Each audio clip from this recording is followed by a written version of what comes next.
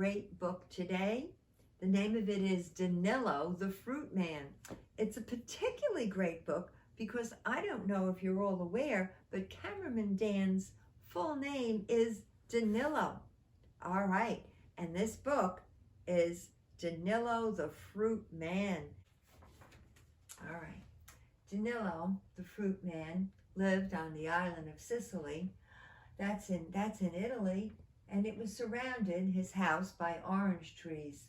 He had 5 chickens to give him eggs, a green-eyed cat to chase the mice, and a sturdy horse to pull his cart.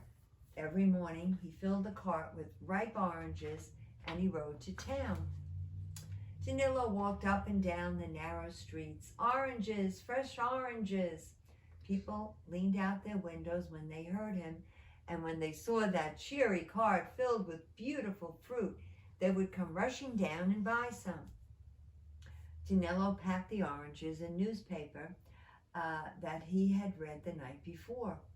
He knew all about the streets of the town, and he knew most of the people. With his jokes and stories, Danilo could always make a child laugh or an old grandma smile. When his cart was empty, Danilo would tell himself, "Money in my pocket, oranges on my trees. Life is good." He would buy some bread and cheese, and then he would ride home. One hot day, Danilo had walked through the whole town, and he had sold almost all of his oranges. Oh, he said to his horse's name was Nicole, "What more could I want?" Just then, Danilo saw a street he had never noticed before. He thought, "I must have passed this road 100 times without seeing it." Danilo turned up the steep hill calling, "Sweet oranges!" But no one came to the windows. The only answer to his cry echoed back from the cobblestones. The horse flicked his ears nervously, and Danilo patted his old friend, saying, "Never mind, Nicole, there's nobody here. But at the top of the hill, we'll have a fine view of the town. I think I see a park.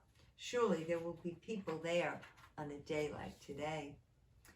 And when they reached the top, they saw a sign that read, "Open." A park, Nicole, just as I thought. There were no sounds of children playing or chatting, but Danilo didn't notice. He was staring at the trees. They were unlike any he had ever seen. Pink and purple and blue fruit covered them, and they were scattered all over the grass. The air was filled with their fragrance. Danilo saw an old man sitting under one of the trees. "Good day to you," he cried. "Good day. Can you tell me, are these fruits good to eat?" "Good to eat? Why, just taste one, my friend. Bon appetit." Danilo took a bite. Oh, could anything be so delicious? He tried a blue one, and then a purple, and then a pink. They tasted to him like the sunrise and the sunset and the first day of summer. Danilo laughed, and the wrinkly old man, he laughed too. Danilo sang, and the old man sang, and soon they were dancing all over the grass, hopping nimbly over the fruit, of course. "Enough," the old man said. "I haven't danced like this in 100 years. "Oh," Danilo cried, "this fruit. Could I grow trees with this fruit?" The old man scratched his chin, and then he sang in a trembly voice, "First, you must not need them. Second, they must be free. Third, you'll only grow them from a seed you cannot see." Danilo fanned himself with his hat. "It's too hot to guess riddles. Tell me, what's the answer?" "Answers I can't give you, only fruit." Danilo looked at all the fruit lying in the grass. "Will you help me load my cart?" "With pleasure," the old man replied, and they worked together until the cart was full. Thank you, Danilo said, and the old man watched him go. "Remember the song, Danilo?" But Danilo didn't hear. He never even looked back. He was busy thinking, "I have so much fruit now, I can sell some, and I'll still have plenty of seeds, and when they grow, I can rip out my orange trees, and I'll have these instead. just imagine how much money I'm going to make. Well, when he came to a familiar street, Danilo called out, "Fantastic, exquisite." Many curious people looked to see what mysterious fruit he was peddling and selling. And when they saw Danilo's cart, they all began to laugh. "Danilo's lost his head. Who does he think will eat these?"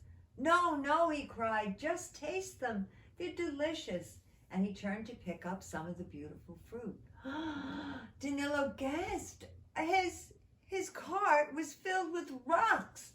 "Who's taken my fruit and left me with this?" he shouted. But the people just laughed, and they went back to their work saying, "That Danilo, oh, he's such a character." That night, Danilo grumbled as he piled the rocks in his yard. "I'll be back tomorrow, and this time I'm going to keep an eye on that fruit." Yet try as he couldn't find the street on the hill. He asked in the neighborhood, but no one had ever heard of a park with beautiful, fragrant trees.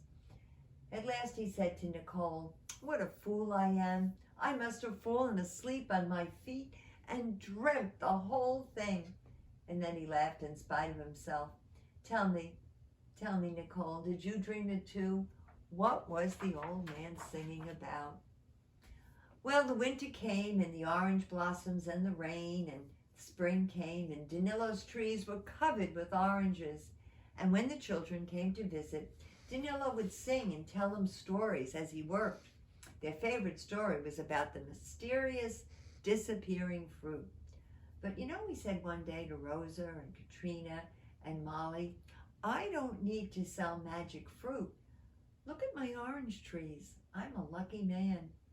Danilo's cat blinked his big green eyes. He was listening to something. Somewhere down the road, a trembly voice was humming a song. Rosa had been playing at the pile of rocks. "Danilo," she said, "I found a plum. May I eat it?" "A plum? There are no plums here, Rosa." The little girl held the fruit for Danilo to see, and as she did it, a wonderful fragrance filled the air. Danilo's laugh rang out. "Ah, eat the fruit, little one. Share it with your friends. May it bring you health and good fortune." They ate nothing. They ate until nothing was left, not even a seed. But Danilo didn't care. He sang and he clapped his hands, and they all danced. Some say the rain that fell that night was particularly warm, and some say the wind blew from the east and the west at the same time.